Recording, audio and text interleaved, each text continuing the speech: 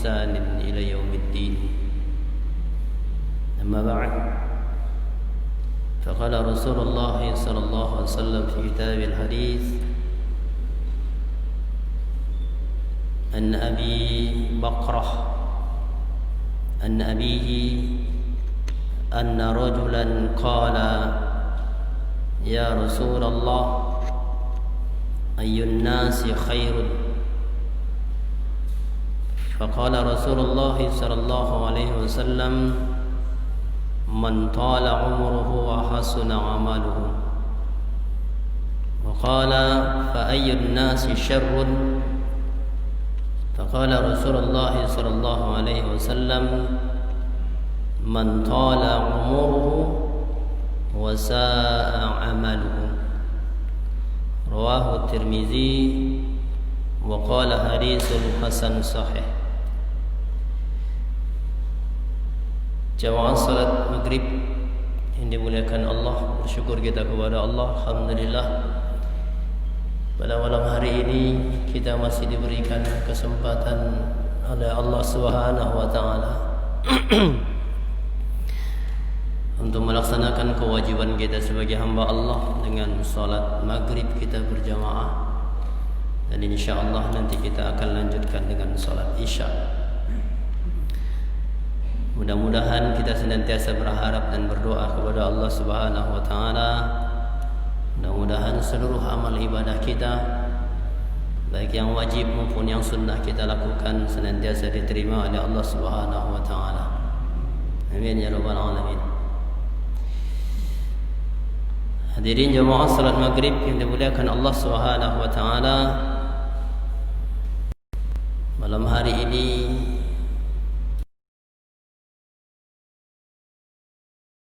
tema hari malam sebuah ungkapan yang sering kita dengar, yaitu tua-tua keladi. Tua-tua keladi semakin tua semakin menjadi-jadi. Kalau saya tanya kepada Bapak hadirin semuanya, kalau ada ungkapan tua hari itu kita persepsi itu biasanya positif, negatif kan? Ya, memang kita lagi semuanya suka negatif semua. Kita paling takut positif. Kalau paling takut kita positif, maunya negatif semua. Dan memang pepatah itu sering kita gunakan dalam hal yang negatif. Kalau diungkapkan kalimat tua-tua keladi, semakin tua semakin menjadi-jadi, itu biasanya negatif. Bahkan kadang-kadang kita nyumpahin orang juga begitu. Dasar tua-tua keladi, gitu kan? Nggak tahu diuntung, nggak tahu di umur gitu. Semakin tua semakin menjadi-jadi. Itu sesungguhnya kalimat itu tidak selalu negatif. Tergantung penempatannya di mana. Tua-tua keladinya dalam hal apa? Kalau tua-tua keladinya dalam hal yang positif, baik. Kecuali kalau tua-tua keladinya dalam hal yang negatif, baru nggak benar. Tapi kalau tua-tua keladinya semakin tua semakin menjadi-jadi, tapi dalam hal yang positif, dalam kebaikan, nah itu emang harus kita begitu. Nah pertanyaannya, ada nggak sih di dalam Islam ini tua-tua keladi itu yang baik? Gitu. Ada. Hadis yang saya bacakan di awal. Ini kalau kita kasih tema hadis ini, hadis tua-tua keladi. Apa kata Nabi SAW dalam hadis ini?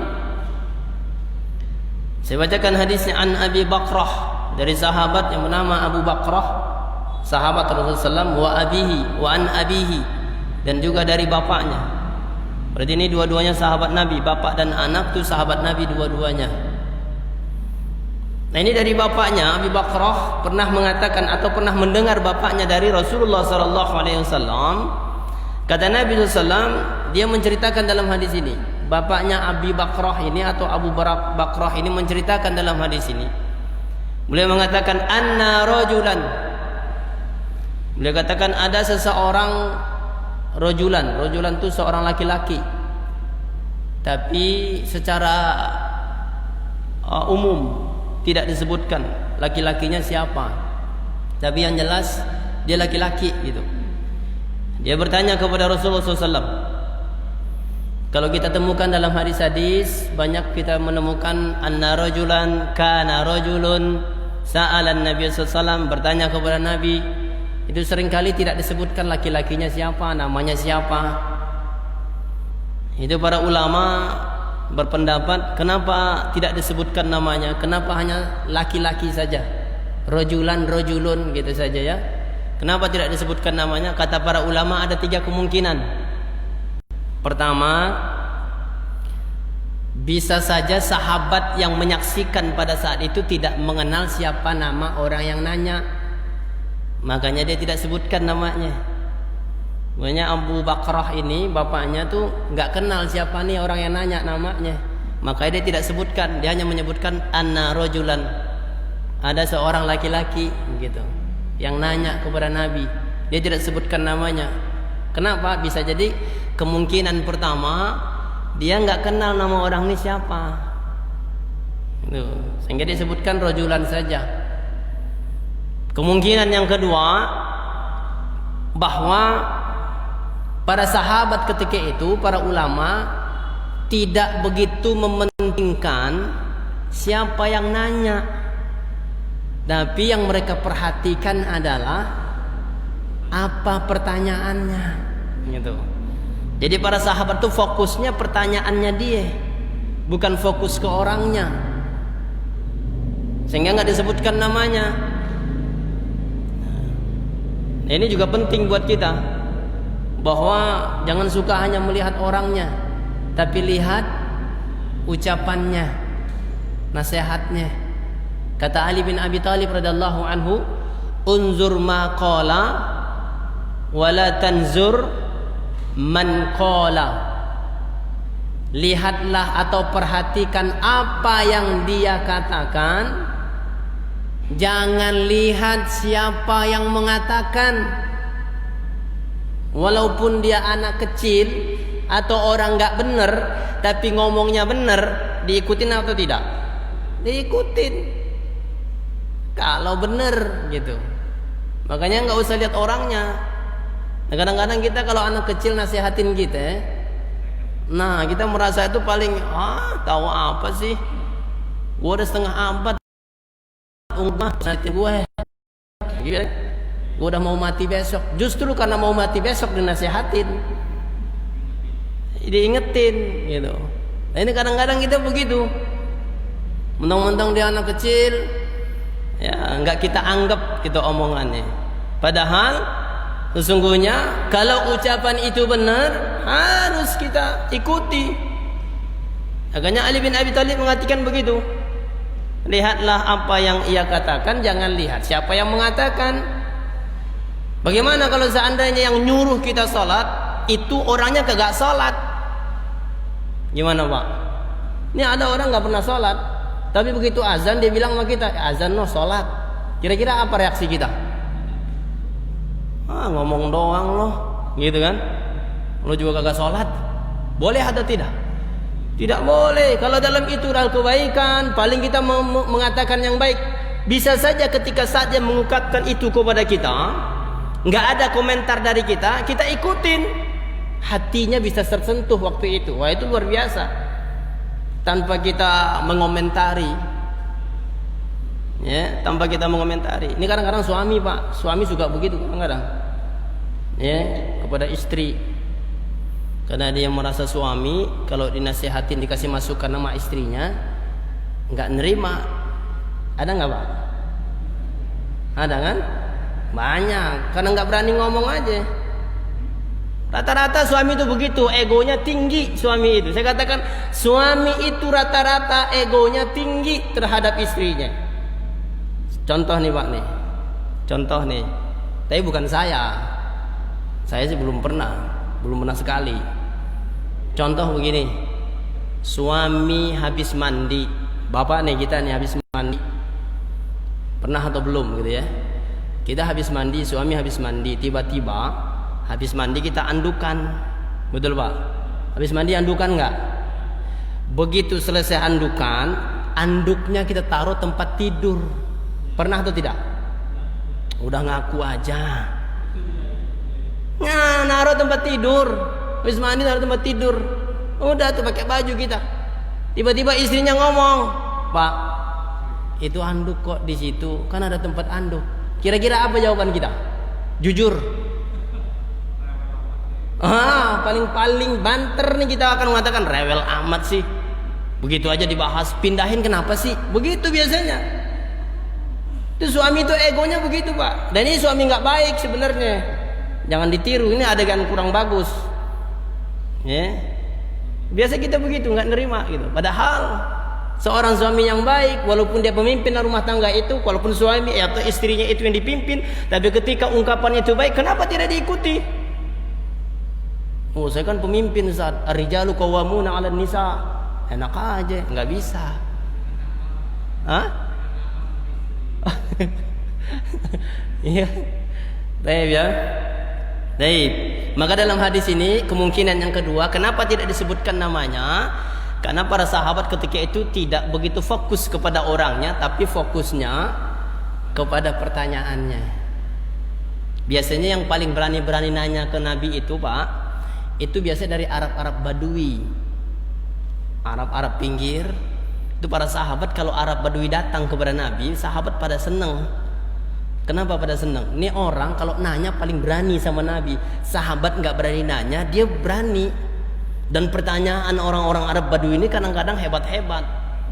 Salah satu pertanyaan mereka kepada Nabi, "Ya Rasulullah, mata sa'ah?" Itu sahabat nggak pernah nanya. "Ya Rasulullah, kapan sih hari kiamat itu?" Loh, sahabat nggak pernah nanya. Tapi ini Arab Badui nanya sama Nabi, dan Nabi nggak tahu jawabannya. Ya, nah itu ya, bisa jadi ini juga anna rojulan ini disebutkan di sini ini Arab Badui. Nanya kepada Rasulullah. Nah, kemungkinan yang ketiga, kenapa tidak disebutkan namanya di sini? Ini untuk menjaga keikhlasan. Jadi para sahabat itu dulu nggak butuh popularitas, nggak kayak sekarang. Sekarang mah apa aja pengennya orang tahu apa yang kita lakuin. Betul tidak Pak? Iya kan? Ya. Padahal maksudnya kalau kita sendiri, kalau rame-rame sih nggak apa-apa. Lagi bersih-bersih taman kurban, dipoto rame-rame, lagi itu nggak apa-apa, itu mah bareng-bareng nggak apa-apa lah. Tapi kalau sendiri-sendiri kita publikasikan ke orang tentang amal-amal kita, tujuan kita mungkin kan buat motivasi orang Ustaz. Hati-hati. Mungkin ada itu, tapi kalau terselip dalam hatinya supaya orang tahu dia melakukan itu, habis amalnya. Hati-hati. Ria itu paling kecil dan itu merusak amal. Di grup tengah malam jam 3, "Assalamualaikum saudaraku, mari kita bangun salat tahajud, kita berdoa kepada Allah." Share di grup. Tujuannya apa? Katanya membangunkan orang. Saya tanya sama kita, tuh orang kalau di share di grup bangun nggak? Ada yang bangun atau tidak? Kagak ada bangun karena itu. Nggak ada orang bangun karena itu. Ada juga kalau dia bangun dia baca, lagi dia sholat tahajud ternyata. Atau besok pagi orang baca, tadi malam dia sholat tahajud nih, dikasih tahu sama kita. Hati-hati. Kalau terselip dalam hatinya ingin memberitahu kepada orang malam itu dia sholat tahajud. Saya tidak ingin mengatakan sholat tahajudnya sia-sia, tapi paling tidak nilainya rusak di sisi Allah. Kayak hati-hati. Makanya para ulama tuh luar biasa mengatakan, sembunyikan amalmu sebagaimana engkau sembunyikan aibmu. Kita kan terhadap aib kita kan paling takut kita kalau orang tahu. Kita sembunyiin rapat-rapat. Nah kata para ulama, seperti itulah seharusnya amalmu. Nggak usah dipublikasikan, cukuplah Allah yang tahu dengan kita. Kecuali kalau rame-rame ngasih tahu orang, kita rame-rame yang melakukannya nggak apa-apa. Ya, Kalau sendiri itu namanya publikasi. Nauzubillah. Maka salah satunya para ulama mengatakan kenapa tidak disebutkan namanya di sini? Karena ini menjaga keikhlasan. Mereka tidak ingin popularitas, tetapi mereka ingin bagaimana keikhlasan itu muncul dalam diri mereka. Baik. Apa pertanyaan orang ini kepada Nabi sallallahu alaihi wasallam? Ketika itu dia nanya, qala, dia mengatakan, ya Rasulullah, kata dia, wahai Rasulullah, ayyun nasi khairun. Nah, pertanyaannya orang ini, wahai Rasulullah, kata dia, ayyun nas. Ayu itu artinya apa? An-nas itu manusia. Jadi kalau kita artikan nanti apa manusia. Ini yang artinya secara letterleks. Tapi diartikan ya Rasulullah, manusia seperti apa? Khairun. Khair itu isim tafdil. Isim tafdil itu artinya bentuk kata lebih. Jadi kalau khair itu artinya baik, maka di sini dimaknai dengan khair itu orang yang lebih baik. Jadi dia nanya sama Nabi, ya Rasulullah, seperti apa sih manusia yang terbaik? Terbaik bukan hanya sebaik, tapi terbaik. Khairun itu isim tafdil. Ya. Isim mengatakan atau kalimat kata yang mengatakan lebih.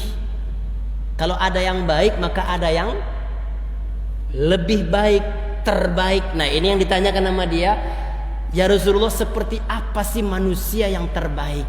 Nah, ini luar biasa ini pertanyaannya. Bukan hanya sekedar baik, tapi terbaik. Apa jawaban Rasulullah SAW ketika itu? Faqala Rasulullah SAW. Kata Nabi SAW, manusia yang terbaik itu adalah man tala umruhu wa hasuna amaluhu. Kata Nabi, manusia terbaik itu adalah tua-tua keladi. Loh. Terjemahan hadis ini, kalau terjemahan ke kita, manusia terbaik itu adalah tua-tua keladi. Semakin tua, semakin menjadi-jadi. Hah? Iya. Kalau kita artikan hadis ini, man tala umruhu wa hasuna amalahu. Manusia terbaik itu kata Nabi adalah orang yang semakin panjang usianya, semakin baik amalnya.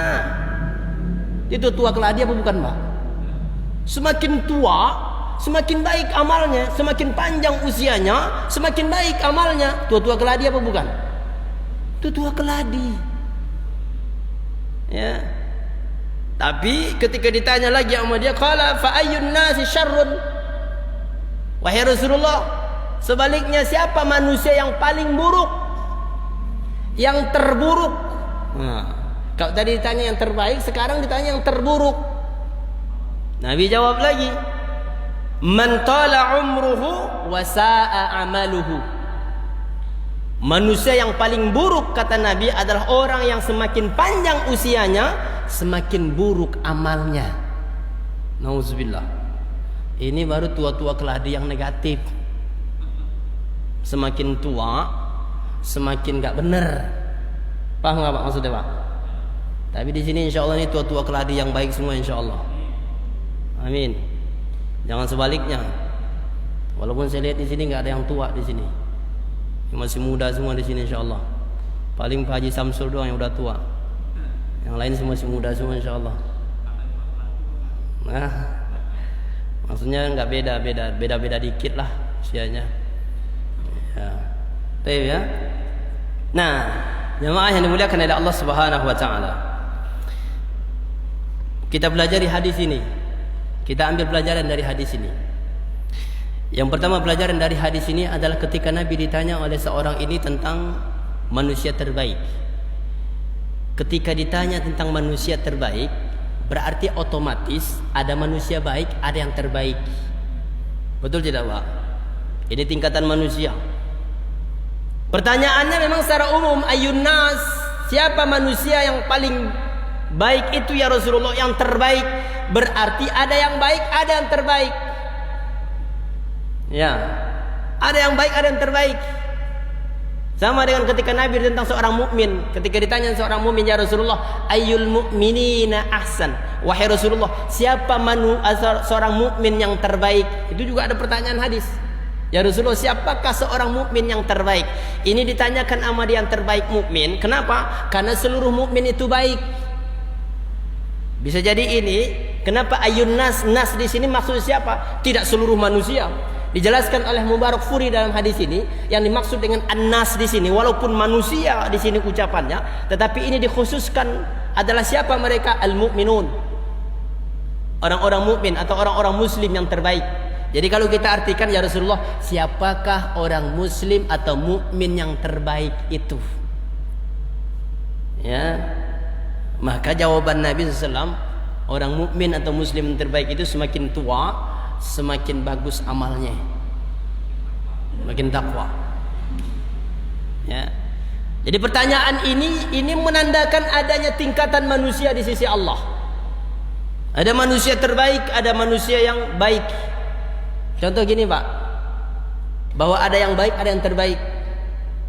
Kalau kita ketemu orang di jalan, lalu kita ucapkan salam, Assalamualaikum. Kira-kira ini orang baik atau tidak?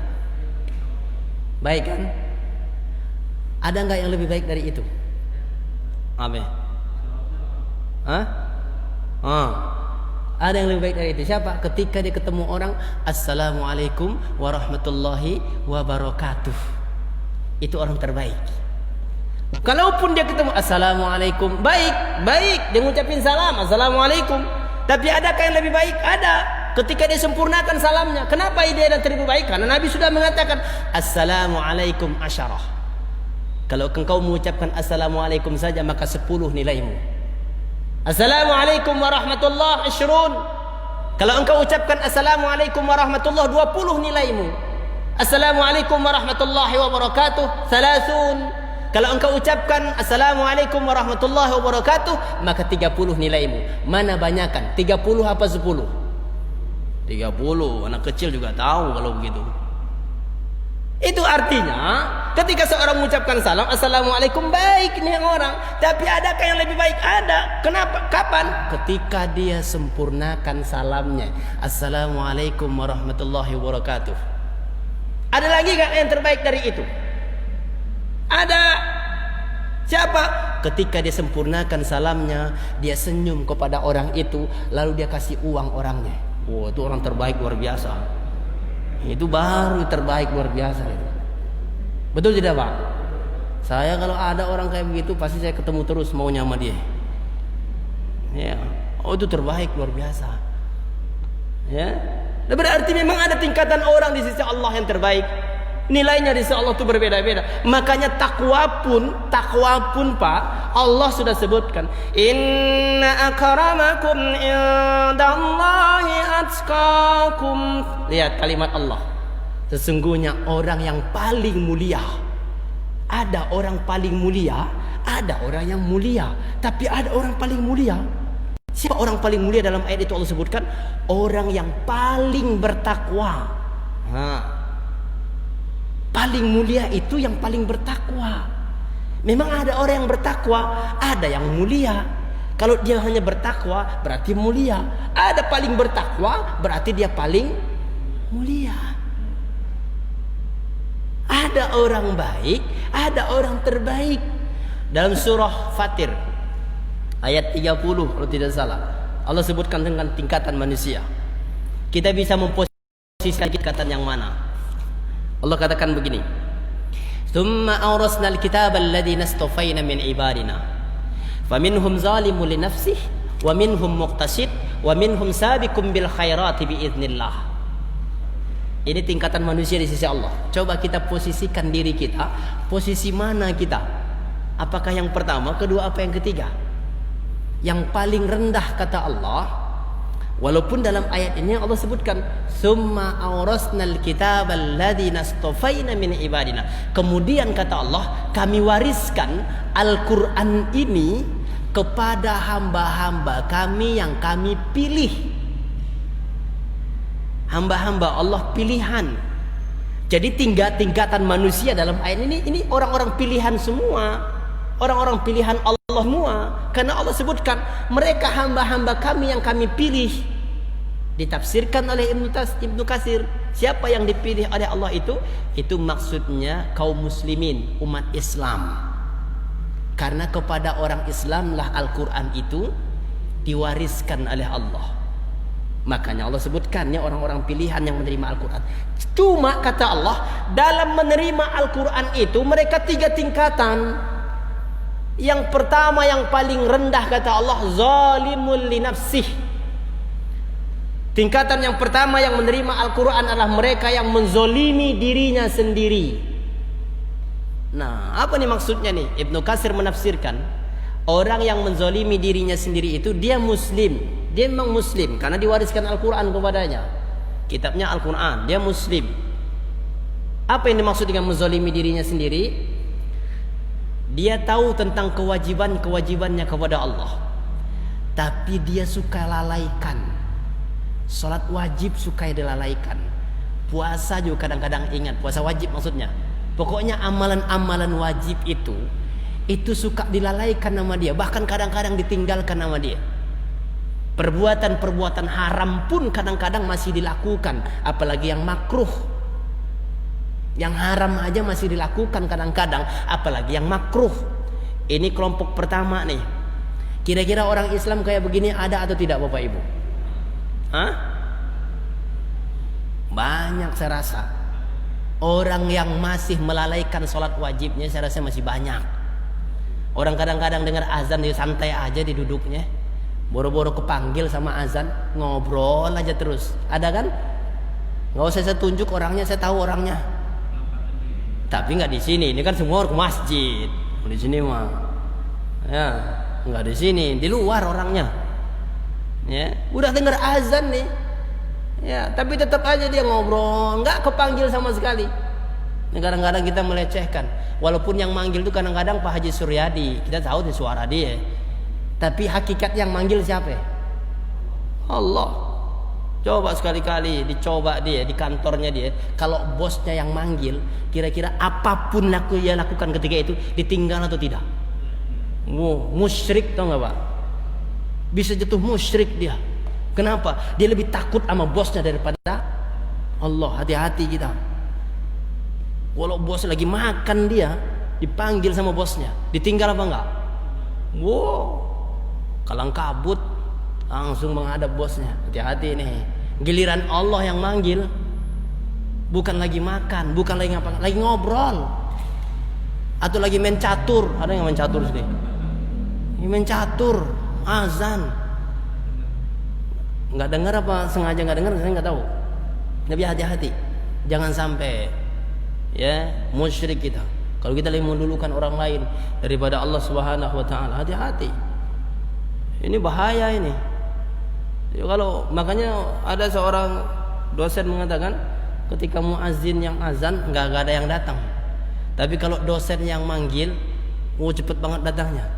Makanya ada yang ngusulin, sekali-kali yang azan dosennya. Kira-kira pada datang apa enggak? Begitu. Iya kan? Atau di sini nih, ada warga kalau dipanggil sama RW karena takut cepet datangnya. Nah sekali-kali RW-nya suruh azan, pada datang nggak warganya, bisa jadi. Betul nggak Pak? Iya. Kalau nggak datang juga, emang kelewatan tuh warganya. Ya, baik ya.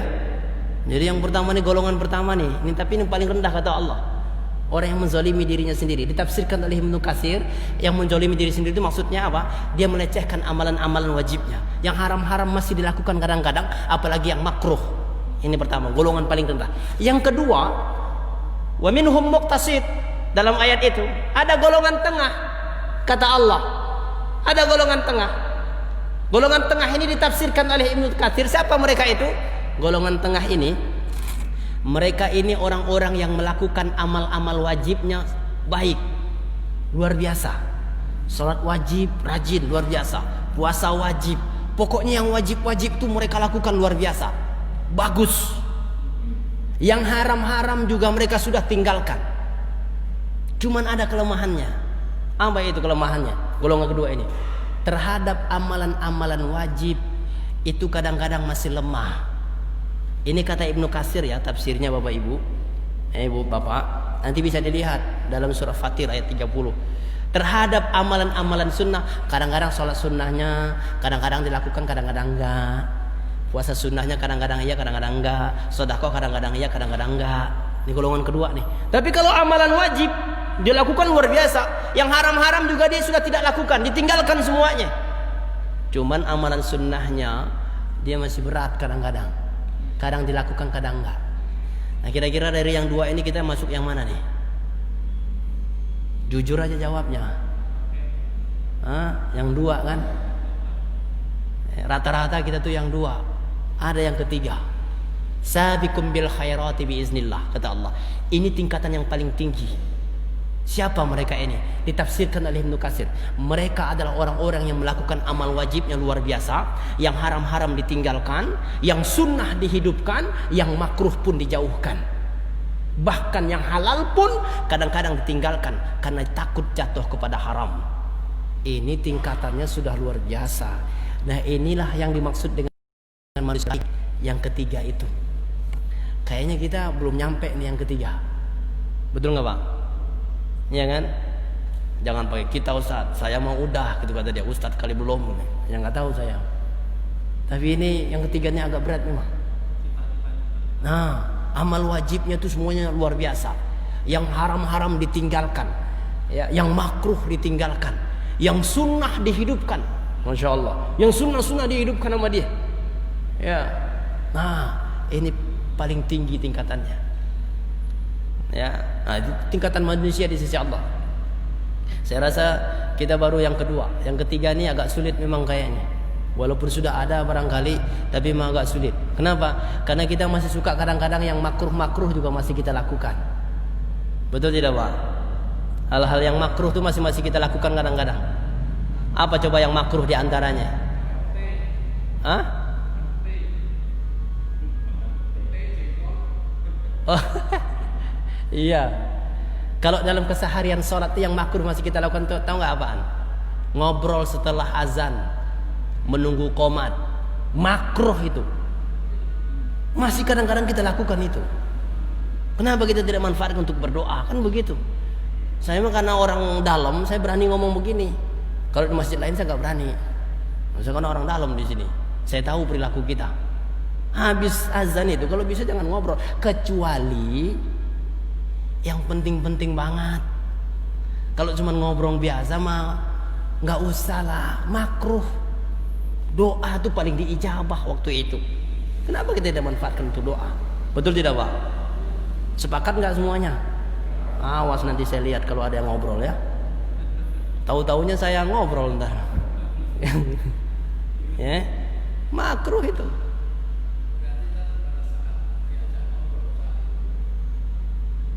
Boleh, tapi dengan cara yang terbaik. Bisa, maaf Pak, saya mau doa dulu. Dan kalau orang yang paham, dia akan ngerti. Dan dia tidak akan tersinggung. Kalau orang yang paham. Kenapa ini waktu-waktu yang diijabah? Makruh hukumnya kalau kita ngobrol kan tidak ada kepentingan. Kalau paham. Tapi kalau orang-orang nggak paham biasanya sombong amat tuh orang. So alim banget sih. Mati aja kali itu orang, gitu kata dia. Ya, nauzubillah. Jangan. Kita ini orang-orang beriman semua insyaallah. Dan ini hal-hal yang dalam kehidupan kita sehari-hari. Ya. Baik. Itu hal-hal yang makruh kayak begitu tuh.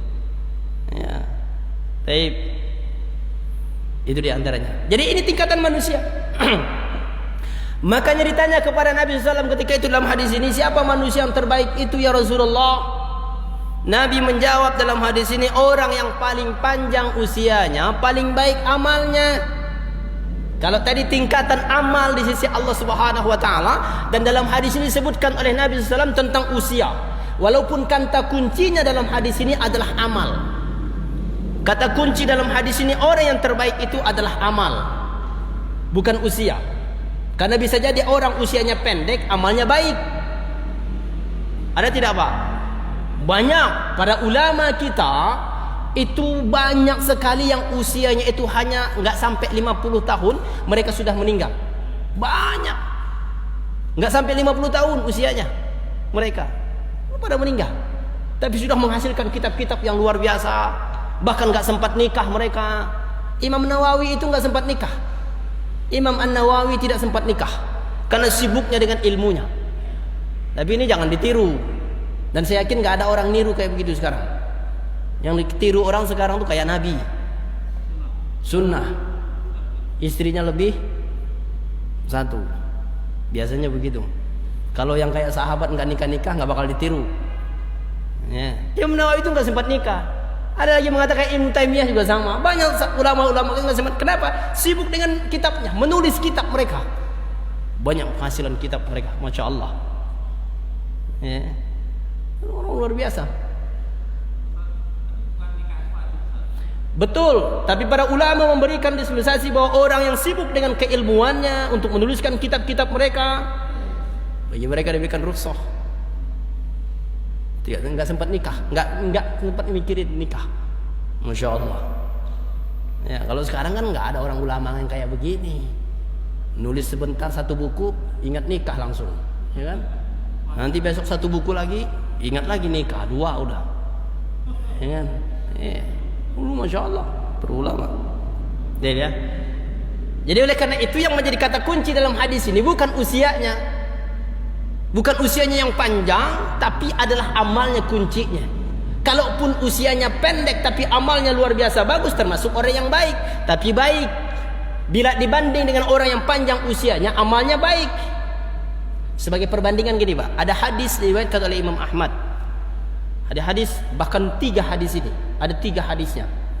Hadis yang pertama diriwayatkan oleh Imam Ahmad, hadis ini adalah hadis sahih.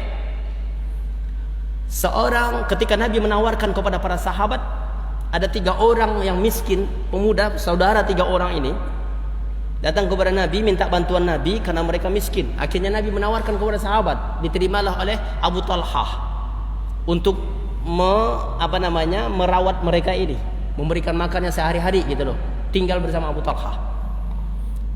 Satu ketika Nabi perintahkan untuk berangkat perang. Berangkatlah 1 orang dalam perang itu.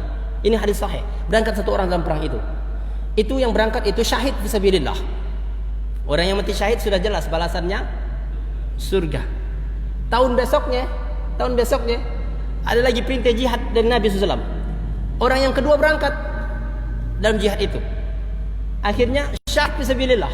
Jadi 2 orang sudah syahid fisabilillah. Tahun berikutnya itu nggak sempat berangkat jihad. Artinya memang belum ada perintah perang dan sudah setahun lewat, yang ketiga meninggal di atas tempat tidur. Abu Talhah bermimpi dan mimpinya disampaikan kepada Nabi. Apa mimpi Abu Talhah? Abu Talhah mimpi, dalam mimpinya melihat nih 3 orang masuk surga. Tapi yang membuat Abu Talhah itu aneh, kenapa yang memimpin masuk surga itu orang yang mati di tempat tidur, bukan orang yang mati syahid. Dia justru yang masuk surga duluan. Begitu yang pertama, yang kedua ini mau masuk surga, kata dia besok masuk surganya. Kata yang pertama ini, padahal ini matinya di tempat tidur, bukan di jihad fisabilillah. Walaupun ini 3-tiganya masuk surga, jihad sudah jelas masuk surga. Tapi ini orang pertama yang masuk surga justru mesti. Dan orang yang kedua yang menyusul setelah dia masuk surga adalah orang yang kedua yang syahid. Kan ada 2 orang yang syahid, yang pertama yang kedua. Yang kedua yang syahid itu yang menyusul dia yang kedua masuk surga. Dan yang terakhir masuk surganya yang syahid pertama. Akhirnya dia Abu Talha mengatakan kepada Rasulullah SAW, "Ya Rasulullah, ya hai Rasul," kata dia, "saya mengingkari ini mimpi saya. Saya mengingkari mimpi saya." Kenapa? Kata Nabi SAW, "Ma ankarta min zalik." Wahai Abu Talha, kata Nabi, apa yang engkau ingkari dari mimpimu itu? Kata Abu Talha, "Ya Rasulullah, bagaimana mungkin orang yang mati syahid, yang pertama mati syahidnya justru yang terakhir masuk surganya? Orang yang kedua syahidnya itu yang kedua masuk surganya, dan orang yang mati di tempat tidur itu justru itu yang pertama masuk surga. Dan saya mengingkari itu," kata Abu Talha. Apa kata Nabi SAW? Kata Nabi SAW, "Laisa ahadun afdalu 'indallahi min mu'min yu'ammiru fil Islam li tasbihi wa takbirihi wa tahlilihi." Kata Nabi SAW, tidak ada yang paling afdal di sisi Allah dari seorang mukmin ketika usianya panjang, dia gunakan itu untuk tasbih, tahlil dan takbirnya kepada Allah. Artinya, kata Nabi, ini jarak mereka 1 tahun 1 tahun. Yang pertama syahid, setelah itu yang kedua syahid, dan yang 3 tahun yang ketiga baru yang mati di tempat tidur. Mana yang lebih panjang usia mereka kata Nabi? Yang lebih panjang yang usianya yang meninggal tempat tidur. Berapa bedanya? Setahun bedanya dengan yang kedua. Maka selama setahun itu yang membedakan posisi mereka, derajat mereka di sisi Allah. Kenapa? Setahun yang ia gunakan itu digunakan untuk ibadahnya kepada Allah. Ya, paham nggak Pak? Nyambung nggak ini hadis ini? Hah? Amalnya, itu maksudnya. Dia lebih panjang usianya dan lebih banyak amalnya kepada Allah. Orang semakin banyak beramal kepada Allah, semakin tinggi derajatnya, semakin mulia di sisi Allah. Itu loh maksud Nabi kayak begitu. Bukan mengecilkan orang yang mati syahid, bukan. Bukan mengecilkan mati syahid, tidak. Tapi bagaimana Allah memberikan atau Nabi beri keperhargaan kepada orang yang panjang amal, panjang umurnya, tapi ia gunakan untuk beramal kepada Allah.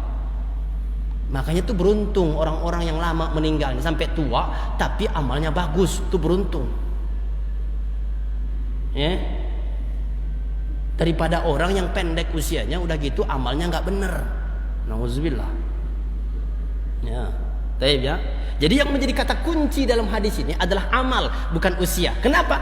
Usia kita nggak bisa nentuin, karena yang menentukan usia adalah Allah. Tapi kalau amal kita bisa lakukan. Kita bisa lakukan amal. Maka yang menentukan adalah amal. Maka orang yang terbaik itu kata Nabi adalah panjang usianya, amalnya pun terbaik, semakin baik. Nah, pertanyaannya adalah wahasuna amaluhu itu, amal yang semakin baik itu seperti apa? Apa maksudnya amal yang semakin baik? Semakin panjang usianya, semakin baik amalnya, itu apa maksudnya? Pertama, semakin ikhlas dalam beramal. Semakin tua, semakin ikhlas dalam beramal. Karena ingat nih, kita-kita yang sudah tua, termasuk saya juga akan tua, ingat Nabi, pesan Nabi nih, hadis sahih diriwayatkan oleh Imam Bukhari. Apa kata Nabi sallallahu alaihi wasallam? Yakbaru ibnu Adam wa yakbaru ma'ahu isnatan. Orang kalau semakin tua kata Nabi, ada 2 hal yang semakin melekat pada dirinya. Tapi 2 hal ini kurang bagus, enggak baik kata Nabi SAW. Yakbaru ma'ahu isnatan.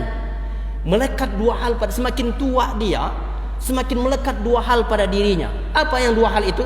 Hubbul mal wa hubbut tulul amal. Yang pertama kata Nabi, orang kalau semakin tua, ini kata Nabi, ini bukan kata saya nih. Kata Nabi, orang kalau semakin tua, semakin cinta sama dunia. Dan yang kedua, semakin panjang angan-angannya. Benar atau tidak tuh Pak? Bagi yang kita udah tua. Hah? Kata Nabi ini orang kalau semakin tua, tapi mungkin ini bukan orang beriman, ya, bukan orang beriman. Semakin tua dia, semakin cinta kepada dunia, semakin panjang angan-angannya. Tapi kalau Pak Haji Samsul saya rasa enggak. Ya, insya Allah. Ya, iya. Ini kata Nabi SAW. Jadi harus kita waspadai, hati-hati kita. Jangan sampai ini penyakit ini kena kepada kita. Ini orang-orang beriman saya yakin tidak. Ya. Walaupun Nabi menyebutkan ibnu Adam, yakbaru ibnu Adam, secara umum Nabi mengatakan, maka ini secara umum, manusia itu secara umum kata Nabi, semakin tua dia, semakin 2 hal yang melekat pada dirinya. Semakin cinta dunia terhadap harta, dan semakin panjang angan-angannya. Ya. Biasanya nih, sifat yang berubah pada kita semakin tua juga semakin sensitif biasanya. Biasanya begitu, semakin sensitif. Orang-orang tua kita, orang tua kita, bapak ibu kita, itu kalau semakin tua semakin sensitif. Hati-hati kalau kita ngomong, nyinggung perasaan mereka. Itu orang tua semakin tua semakin sensitif. Betul Pak? Hati-hati. Ya, bukan orang tua kita doang. Siapa aja pokoknya orang tua itu semakin tua semakin sensitif. Karena dia semakin merasa bahwa dia itu merasa kalau diri itu nggak berguna karena semakin tua. Itu perasaan dia, padahal sungguhnya tidak. Orang terbaik di sisi Allah semakin panjang usianya, semakin baik amalnya. Harusnya begitu. Tapi kadang-kadang semakin sensitif. Ya. Jadi apa ini maksud dengan semakin baik amalnya? Pertama adalah semakin ikhlas dia beribadah. Dan ini harusnya memang seperti itu. Kenapa semakin ikhlas? Karena nggak ada lagi yang diharapkan sama dia. Karena usia udah semakin tua. Harusnya, ya, harusnya Kita semakin tua, amal itu semakin ikhlas. Kenapa semakin ikhlas? Karena tidak ada yang kita harapkan kecuali keridhaan Allah. Karena usia kita sudah semakin tua. Begitu harusnya. Ya, jangan semakin narsis. Narsis apa namanya, Pak? Narsis atau eksis? Sama lah dua-duanya. Semakin eksis, semakin narsis, semakin tampil luar biasa ke depan gitu. Jangan. Ya, tapi semakin ikhlas. Semakin tawadu orangnya. Nah, Masya Allah tuh. Ya, semakin ikhlas. Yang kedua, ini maksud dengan semakin baik amalnya itu, yang kedua adalah kualitas ibadahnya semakin baik. Kualitas ibadah ini diawali dari apa ibadah yang dilakukan. Salat umpamanya, kualitas itu dia bangun dari mana? Dari wudunya dia perbaiki. Kemudian gerakan sholatnya semakin khusyuk dia. Nah, ini kualitas amal. Dan memang di sisi Allah yang dinilai seorang hamba itu adalah ahsanu amala. Alladzi khalaqal hayata liyabluwakum ayyukum ahsanu amala. Karena memang Allah menilai dari kita ini cuma orang yang terbaik amalnya. Maka harusnya semakin tua kita, semakin perbaiki kualitas amal kita. Tentang sholat kita bagaimana yang terbaik, diawali dari wudu, kemudian sholat kita yang tenang, santai, khusyuk, konsen dalam sholatnya, harus seperti itu. Jangan semakin semakin liar gitu sholatnya, jangan semakin liar, semakin khusyuk, semakin fokus kita terhadap sholat kita. Kenapa? Usia kita sudah bertambah. Harusnya, ya, ini tantangan buat kita yang sudah tua. Ya, tapi ya. Kata Pak Haji yang tua mulu nih. Emang ini kita katinya orang tua. Emang lagi ngaji orang tua kita. Kan tua-tua keladi juga judulnya. Ya kan? Karena semua kita ini pasti akan tua. Pak, saya ingatkan kepada kita. Tua itu sebuah keniscayaan. Tapi kalau dewasa itu pilihan. Betul tidak? Tua itu sebuah keniscayaan. Tapi kalau dewasa pilihan. Coba aja lihat. Orang kalau orang itu pasti akan semakin tua, itu sudah pasti. Tapi kalau dewasa belum tentu. Banyak orang udah tua tapi nggak dewasa. Betul, Pak? Banyak. Ada juga orang masih muda tapi dewasa.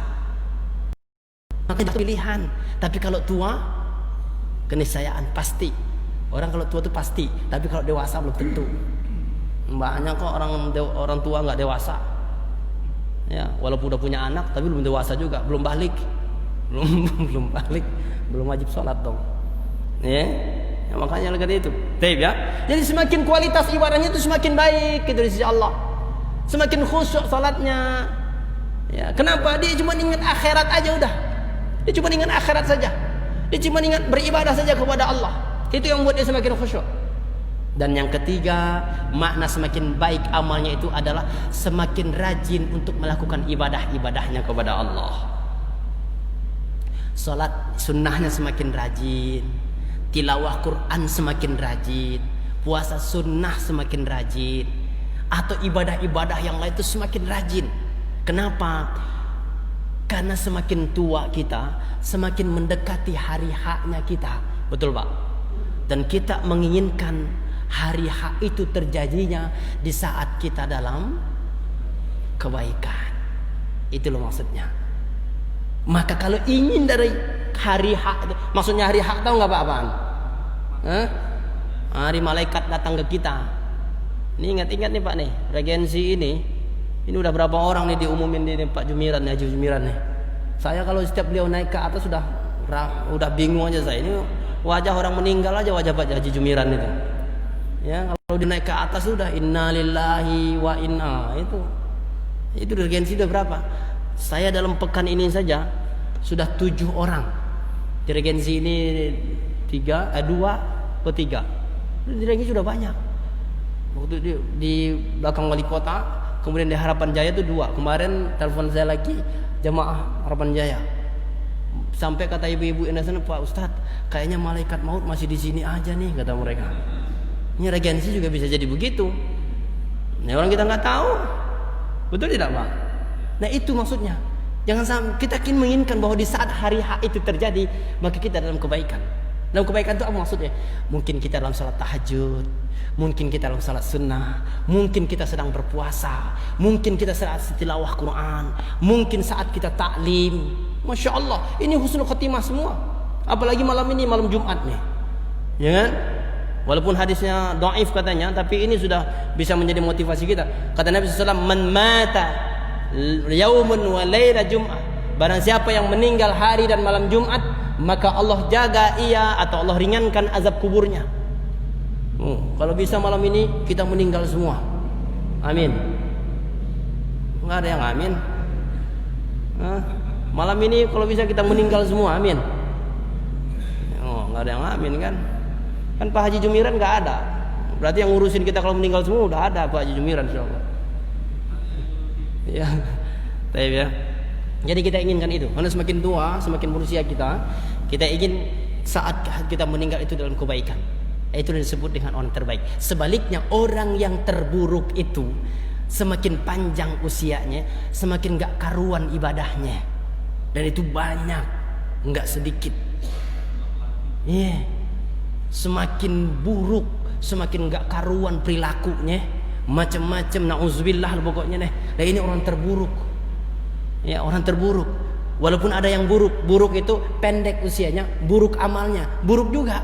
Tapi ada yang lebih buruk, panjang usia, buruk amalnya. Buruk tadi itu kalau beramal nggak ikhlas, asal-asalan. Kalau melakukan ibadah-ibadahnya itu bukan karena Allah, nggak ada khusyuknya. Kalaupun dia sholat juga, nauzubillah, ya melakukan sholatnya juga semau-maunya aja. Melakukan amal-amal juga seadanya. Kadang-kadang ingat, lagi ingat dilakukan, lagi enggak. Nauzubillah. Itu kalau orang semakin tua semakin seperti itu, nauzubillah. Ini orang yang terburuk. Allahumma bisa. Ada yang mau bertanya? Fadhal. Ya.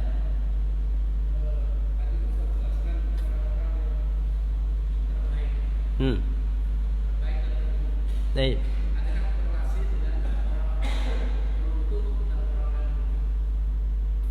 Baik, jazakallah khair. Baik, ada korelasinya. Orang-orang terbaik itu adalah orang-orang yang beruntung. Dan orang-orang yang terburuk itulah orang-orang yang akan merugi. Dan itu semua sudah ditempatkan oleh Allah. Dan memang kita tidak bisa untuk apa istilahnya, memaksakan memang. Dan kita juga tidak bisa untuk mengatakan bahwa gimana supaya kita ini jadi orang beruntung semua, jadi orang baik semua, enggak bisa. Ini sudah menjadi sunatullah. Kalau ada orang yang terbaik, ada orang yang beruntung, pasti ada orang yang terburuk dan orang yang akan rugi. Itu sudah menjadi sunatullah. Makanya sering kita mengatakan al-haq bainal al-haq az-zira'u bainal haq wal batil. Adanya pertentangan antara hak dan yang batil itu sampai hari kiamat tidak akan pernah selesai. Nih kita catat nih. Jadi jangan pernah kita berharap gimana caranya Ustaz supaya di negeri ini orangnya baik semua, beriman semua. Enggak bakal bisa. Mau kita mati-matian juga untuk memperjuangkan itu, nggak bakal bisa. Tetapi bukan berarti kita untuk tidak berjuang, harus tetap, karena ini bagian dari amal kita.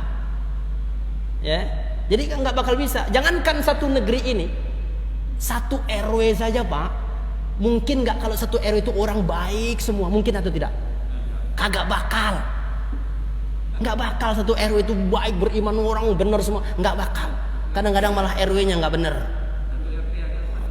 Ya satu RT aja itu nggak bakal. Kenapa? Sunatullah. Allah berikan jalan kita untuk berjuang, untuk mendapatkan kebaikan dari situ, bukan diam. Sama dengan sahabat. Waktu saya ceritakan di khutbah, ketika saat Nabi SAW terkepung dalam perang Uhud, 9 orang sahabat untuk menyelamatkan atau melindungi Rasulullah SAW ketika perang Uhud, itu nyawa Nabi terancam. Saya tanya sama kita, kalau pada saat itu, kalaupun sahabat tidak melindungi Nabi, kira-kira Nabi dilindungi Allah atau tidak? Pasti. Apakah sahabat tidak tahu itu? Tahu. Kalau seandainya sahabat mengatakan, udah nggak usah, biarin aja Nabi, pasti Allah akan selamatkan. Pasti Allah selamatkan. Tapi apa sahabat seperti itu? Enggak. Justru disitulah kesempatan, kata sahabat, inilah kesempatan kita. Bagaimana kita untuk berjuang walaupun Nabi sudah ada yang menyelamatkan. Dan akhirnya memang betul, 7 orang mereka syahid semua di situ. Hanya tinggal 2 orang. Bayangkan, apakah mereka tidak tahu kalau Allah akan menyelamatkan Nabi? Tahu, tapi mereka tidak ingin membiarkan kesempatan itu bagi mereka. Gitu loh maksudnya. Jadi antar korelasinya dengan orang yang beruntung dengan orang terbaik, pasti orang yang beruntung itu orang terbaik. Ya, makanya dalam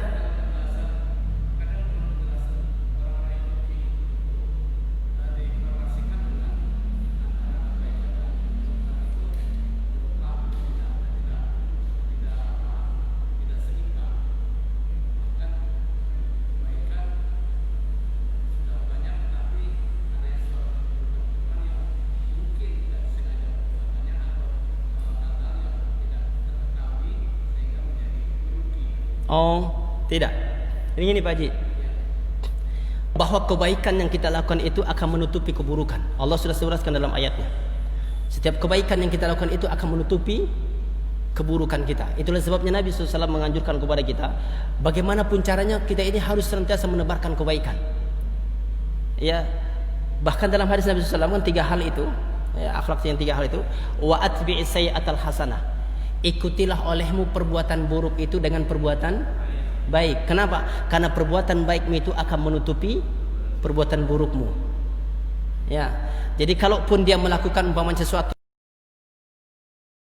yang membuat hal-hal yang membuat dia akan merugi, kekurangannya ditutupi dengan kebaikan-kebaikan yang ia lakukan.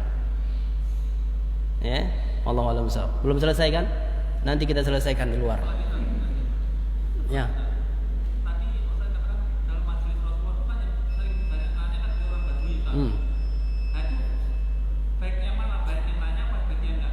Sama-sama baiknya. Sama-sama baiknya. Yang nanya baik, yang dengerin juga baik. Yang nanya tuh kebaikannya adalah orang-orang lain akan mendapat ilmu dari dia. Ya. Kenapa ketika itu para sahabat nggak begitu berani? Karena khawatir setiap apa yang mereka tanya tuh akan memberatkan mereka. Khawatir karena ucapan Nabi itu semua. Tapi kalau orang Arab itu nggak mikir kayak begitu. Dia mau nanya aja udah. Ingin tahu dia. Nah, itu membuat para sahabat itu senang ketika itu. Allahu a'lam bishawab. Ya. Taib, cukup ya. Ya, nanti kita selesaikan kalau belum selesai di luar majelis ini kita selesaikan secara jantan di luar. Ya, Allahu a'lam bishawab. Subhanakallahumma bihamdika, asyhadu an la ilaha illa anta, astaghfiruka wa atubu ilaik. Assalamualaikum warahmatullahi wabarakatuh.